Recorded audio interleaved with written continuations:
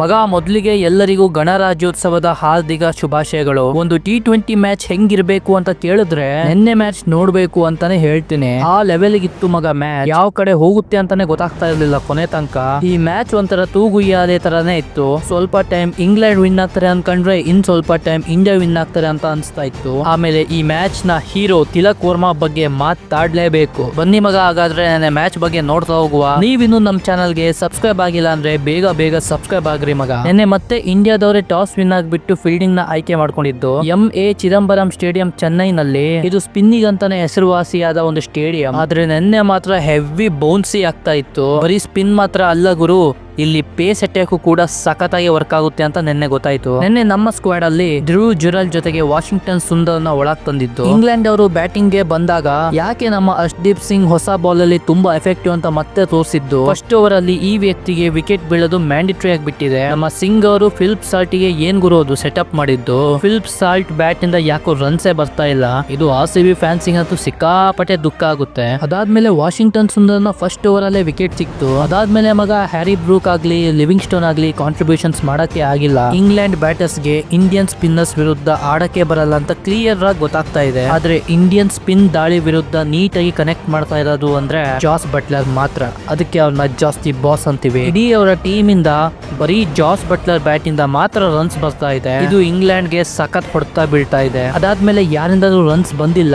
ಆದ್ರೆ ಬ್ರೈಡನ್ ಕರ್ಸ್ ಅವರು ಮಾತ್ರ ಸಖತ್ ಆಗಿ ಒಳ್ಳೆ ಇಂಟೆಂಟ್ ಅಲ್ಲೇ ಬಂದಿದ್ರು. ಒಂದು ಪಾಸಿಟಿವ್ ನಾಕ್ ಬಂತು ಅವ್ರ ಕಡೆಯಿಂದ. ನಮ್ಮ ಬೌಲರ್ಸ್ ಬಗ್ಗೆ ಮಾತಾಡ್ಲೇಬೇಕು ಮಗ. ಅಕ್ಷರ್ ಪಟೇಲ್ ಆಗ್ಲಿ ವರುಣ್ ಚಕ್ರವರ್ತಿ ಆಗ್ಲಿ ರೀಡೇ ಮಾಡಕ್ ಆಗ್ತಾ ಇಲ್ಲ ಇಂಗ್ಲೆಂಡ್ ಅವರಿಗೆ. ಚಕ್ರವರ್ತಿ ಬಾಲ್ ಹಾಕುವಾಗ ಬಿದ್ದು ಯಾವ ಕಡೆ ಡಿವಿಯೇಷನ್ ಆಗುತ್ತೆ ಅಂತಾನೆ ಗೊತ್ತಾಗ್ತಾ ಇಲ್ಲ. ಸ್ಪಿನ್ನರ್ಸ್ ಗೆ ಸ್ಟ್ರೈಟ್ ಬ್ಯಾಟ್ ಆಡೋಕ್ಕಿಂತ ಕ್ರಾಸ್ ಬ್ಯಾಟಲ್ ಆಡಿದ್ರೆ ರನ್ ಸಿಕ್ಕೇ ಸಿಗುತ್ತೆ. ಬಟ್ ಈ ಕೆಲಸ ಮಾಡಕ್ ಹೋಗಿ ಡೀಪ್ ಸ್ಕ್ವೇರ್ ಅಲ್ಲಿ ಡೀಪ್ ಮಿಡ್ ವಿಕೆಟ್ ಅಲ್ಲಿ ಕ್ಯಾಚ್ ಕೊಡ್ತಾ ಇದಾರೆ. ಸರಿಯಾಗಿ ಕನೆಕ್ಟ್ ಮಾಡಕ್ ಆಗ್ತಾ ಇಲ್ಲ ಅಂತ ಗೊತ್ತಾಗ್ತಾ ಇದೆ. ಹಂಗೂ ಹಿಂಗೂ 165 ಸ್ಕೋರ್ ಮಾಡಿದ್ರಪ್ಪ ಇಂಗ್ಲೆಂಡ್ ಅವರು. ಅದಾದ್ಮೇಲೆ ಈ ಟಾರ್ಗೆಟ್ ನ ಚೇಸ್ ಮಾಡಕ್ ಬಂದಂತಹ ನಮ್ಮ ಹುಡುಗರಿಗೆ ಇನಿಷಿಯಲಿ ಸಖತ್ ಟಫ್ ಆಯ್ತು. ಸಂಜು ಸ್ಯಾಮ್ಸನ್ ಅವರಂತೂ ಸಖತ್ ಕಷ್ಟ ಪಡ್ತಾ ಇದ್ರು. ಬಾಲ್ ಬಂದ್ ಹೋದ್ಮೇಲೆ ಬೀಸ್ತಾ ಇದಾರೆ. ಸೊ ನನಗೆ ಗೊತ್ತಾಯ್ತು ಇವ್ರ ಬ್ಯಾಟ್ ಇಂದ ಇವತ್ತು ರನ್ಸ್ ಬರಲ್ಲ ಅಂತ. ಅನ್ಕೊಂಡಂಗೆ ಬೇಗನೆ ಔಟ್ ಆದ್ರು. ಅಭಿಷೇಕ್ ಅವರು ಇವತ್ತು ಇಂಗ್ಲೆಂಡ್ ನ ಶೇಕ್ ಮಾಡಕ್ ಆಗಿಲ್ಲ. ಅವರು ಅಷ್ಟೇ ಮಾರ್ಕುಟ್ ಬೌಲಿಂಗ್ ಗೆ LBW ಆಗಿ ಔಟ್ ಆಗ್ಬೇಕಾಯ್ತು. ನಮ್ಮ ಕ್ಯಾಪ್ಟನ್ ಸೂರ್ಯಕುಮಾರ್ ಯಾದವ್ ಇಂದ ಯಾವ್ದೇ ಕಾಂಟ್ರಿಬ್ಯೂಷನ್ಸ್ ಯಾಕೋ ಬರ್ತಾನೆ ಇಲ್ಲ. ಇವ್ರ ಕಡೆ ಕಾಂಟ್ರಿಬ್ಯೂಷನ್ ಬಂದಿಲ್ಲ ಅಂದ್ರೆ ನಮ್ಮ ಟೀಮಿಗೆ ತುಂಬಾ ಎಫೆಕ್ಟ್ ಆಗುತ್ತೆ. ಇವರು ಇತ್ತೀಚೆಗೆ ಹೇಳುವಂತ ಫಾರ್ಮ್ ಅಲ್ಲಿ ಏನಿಲ್ಲ. ಆದ್ರೆ ಆದಷ್ಟು ಬೇಗ ಇವರ ಬ್ಯಾಟ್ ಇಂದ ರನ್ಸ್ ಬರಲೇಬೇಕು. ಇಂಡಿಯಾ ಕಡೆ ನೋಡಂಗಿದ್ರೆ ಯಾರು ನಿಂತಿಲ್ಲ ಗುರು. ಹಾರ್ದಿಕ್ ಪಾಂಡ್ಯನು ನಿಂತಿಲ್ಲ, ಅಕ್ಷರ್ ಪಟೇಲು ನಿಂತಿಲ್ಲ. ಒಂದು ರೇಂಜ್ ಗೆ ವಾಷಿಂಗ್ಟನ್ ಸುಂದರ್ ಅವರು ನಿಂತಿದ್ರು. ನಮ್ಮ ತಿಲಕ್ ವರ್ಮಾ ಅವರು ಜಿಂಗ ಲಕ ತರಾನೇ ಬ್ಯಾಟಿಂಗ್ ಮಾಡಿದ್ದು. ಮಗ ಅಂತ ಪೇಸ್ ಅಟ್ಯಾಕ್ ಗೆ ಅದು ಜೋಫ್ರಾ ಆರ್ಚರಿಗೆ ಆ ರೇಂಜ್ ಹೊಡಿತಾ ಇದಾರೆ ಅಂದ್ಮೇಲೆ ಇವರ ಕೆಪಾಸಿಟಿ ಏನು ಅಂತ ನಾವೇ ಲೆಕ್ಕ ಹಾಕೋಬೇಕು. ಅವರ ಸ್ಥಾನನ ಸೀಲ್ ಮಾಡಿಬಿಟ್ಟವ್ರು ನಿನ್ನೆ ಜೋಫ್ರಾ ಆರ್ಚರಿಗೆ ಒಂದೇ ಸಲ ಗಾಬರಿ ಆಗೋಯ್ತು. ಏನ್ ಗುರು ಈ ಹುಡ್ಗ.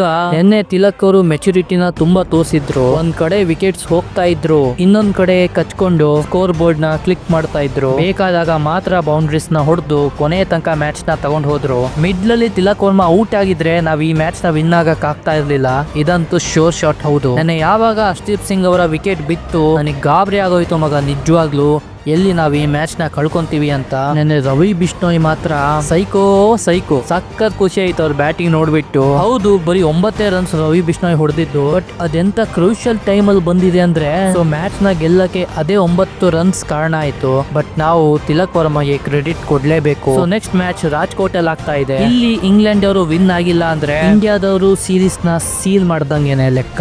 ರಾಜ್ಕೋಟ್ ಪಿಚ್ ಹೆಂಗಿದೆ ಅಂದ್ರೆ ರೋಡ್ ತರನೇ ಇದೆ, ಸ್ಪಿನ್ ಆಗಲ್ಲ ಏನಿಲ್ಲ. ಹೈ ಸ್ಕೋರಿಂಗ್ ಪಿಚ್ ಮಾತ್ರ ಅದು. ನಮ್ಮ ಆಶ್ ಅಣ್ಣ ಅಂದ್ರೆ ಅಶ್ವಿನ್ ಅವರಿಗೆ ಪದ್ಮಶ್ರೀ ಅವಾರ್ಡ್ ನ ಕೊಟ್ಟವ್ರೆ. ಕಂಗ್ರಾಚುಲೇಷನ್ಸ್ ಅಶ್ವಿನ್ ಬಾಯ್ ಅಂತ ಹೇಳ್ತಾ ನಿಮಗೆ ಅನ್ಸ್ತು ಈ ಮ್ಯಾಚ್ ಬಗ್ಗೆ ಅಂತ ಕಮೆಂಟ್ ಹಾಕಿ. ಜೊತೆಗೆ ನನ್ನ ಮುಂದಿನ ವಿಡಿಯೋ ಬರೋ ತನಕ ಕ್ರಿಕೆಟ್ ನೋಡ್ತಾ ಇರಿ, ಆಡ್ತಾ ಇರಿ. ಬಾಯ್.